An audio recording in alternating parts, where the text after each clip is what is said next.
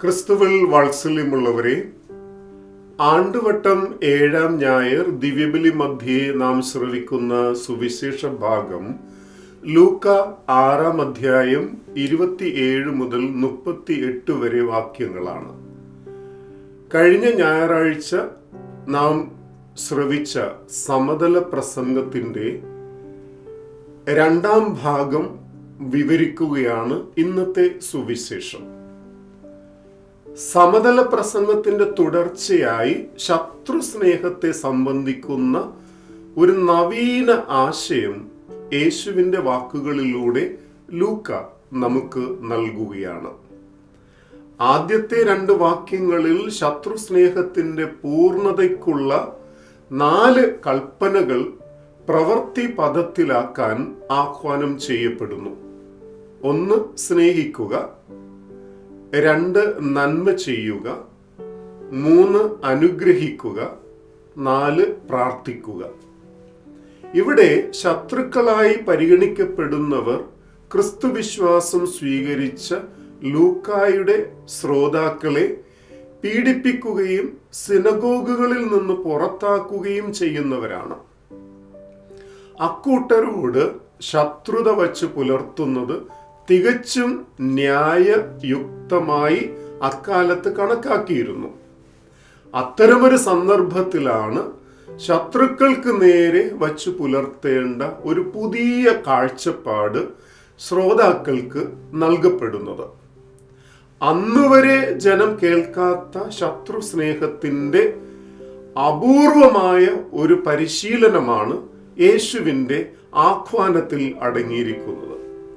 സ്നേഹിക്കുക എന്ന പദത്തിന് ഗ്രീക്ക് ഭാഷയിലുള്ള അഗാപ്പെ എന്ന പദമാണ് ഇവിടെ ഉപയോഗിച്ചിരിക്കുന്നത്.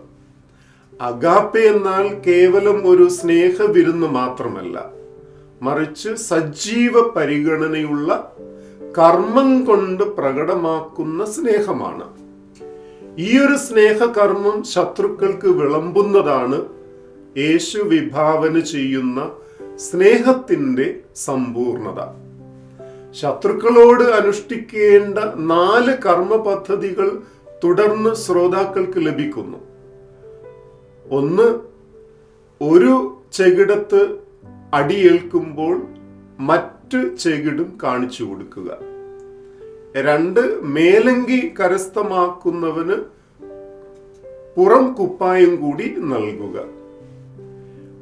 3. ചോദിക്കുന്ന ഏവനും നൽകുക. 4. വസ്തുവകകൾ അപഹരിക്കുന്നവരിൽ നിന്ന് അവ തിരികെ എടുക്കാതിരിക്കുക. പ്രതികാരത്തെ തോൽപ്പിക്കുന്ന സ്നേഹത്തിന്റെ പ്രതിവിപ്ലവമാണ് യേശു നൽകുന്ന ശത്രു സ്നേഹത്തിന്റെ നവീന കൽപ്പന. തുടർന്ന് ക്രിയാത്മകമായ ഒരു സുവർണ നിയമം, ഗോൾഡൻ റൂൾ, ലൂക്ക നൽകുന്നു.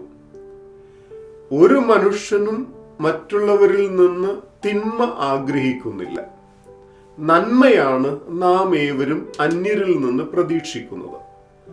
എന്നാൽ മറ്റുള്ളവർക്ക് നമ്മിൽ നിന്ന് നന്മ ലഭിക്കുന്നുണ്ടോ എന്നതാണ് ഈ സുവർണ നിയമം നമ്മെ ചിന്തിപ്പിക്കുന്നത്.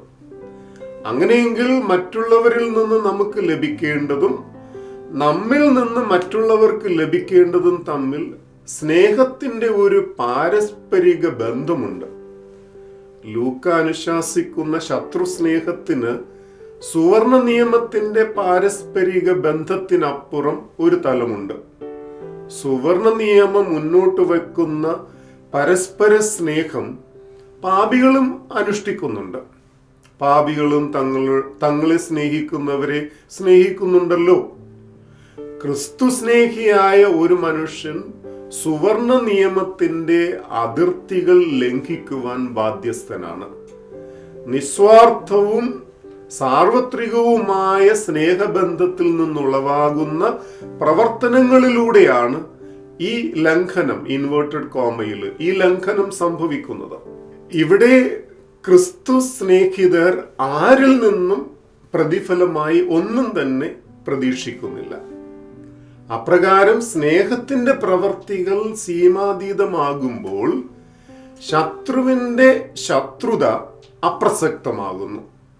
കാരണം അത്തരമൊരു സ്നേഹത്തിന്റെ ഉറവിടമാണ് പിതാവായ ദൈവം. സർവരുടെയും മേൽ കരുണ വർഷിക്കുന്ന ദൈവത്തിൻ്റെ ഔദാര്യത്തിലേക്ക് ക്രിസ്തു സ്നേഹി വളരേണ്ടിയിരിക്കുന്നു. മനുഷ്യരാശിയോടുള്ള സ്നേഹത്തിൻ്റെ കരുണാർദ്രമായ സ്നേഹം മറ്റുള്ളവരോട്, പ്രത്യേകിച്ച് ശത്രുക്കളോട് അനുവർത്തിക്കുവാൻ ക്രിസ്തു ശിഷ്യൻ ബാധ്യസ്ഥനാകുകയാണ്. ശത്രുസ്നേഹത്തിൻ്റെ വിവിധോന്മുഖമായ പ്രതിപാദത്തിനു ശേഷം വിധിരഹിതമായ മഹാമനസ്കതയുടെ കൂട്ടിച്ചേർക്കൽ നൽകപ്പെടുകയാണ് വചനഭാഗത്ത്. ഇത്രയും വലിയ മഹാമനസ്കതയ്ക്ക് ആധാരമായി 2 നിഷേധാത്മക കൽപ്പനകളും, വിധിക്കരുത്, കുറ്റാരോപണം നടത്തരുത്, തുടർന്ന് 2 ക്രിയാത്മക നിർദ്ദേശങ്ങളും, ക്ഷമിക്കുവിൻ, കൊടുക്കുവിൻ, നൽകപ്പെടുകയാണ്. ഇവർക്ക് ലഭിക്കുന്ന പ്രതിഫലം ഇപ്രകാരമാണ് രേഖപ്പെടുത്തിയിരിക്കുന്നത്: നിങ്ങളും വിധിക്കപ്പെടുകയില്ല, നിങ്ങളുടെ മേലും കുറ്റം ആരോപിക്കപ്പെടുകയില്ല, നിങ്ങളോടും ക്ഷമിക്കപ്പെടും, നിങ്ങൾക്കും കിട്ടും. ഈ കർത്തൃരഹിതമായ ഈ കർമ്മവാക്യങ്ങൾ പ്രതിഫലം നൽകുന്നവനാണ് ദൈവം. ദൈവമാണ് പ്രതിഫലം നൽകുന്നുവെന്നാണ് സൂചിപ്പിക്കുന്നത്. തിയോളജിക്കൽ പാസീവ് എന്നാണ് ബൈബിൾ പണ്ഡിതന്മാർ ഇതിനെ വിശേഷിപ്പിക്കുന്നത്. ഏജന്റ് ആബ്സെന്റ് ആണ്.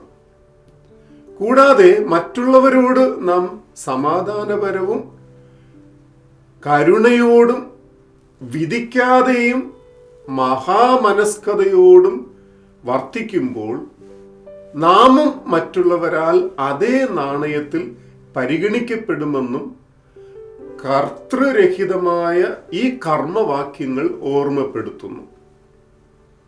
വിവരണത്തിന്റെ അവസാന ഘട്ടത്തിലേക്ക് വരുമ്പോൾ ധാന്യ വ്യാപാരത്തെ സംബന്ധിക്കുന്ന ഒരു ഉപമ നമുക്ക് ലഭിക്കുകയാണ്.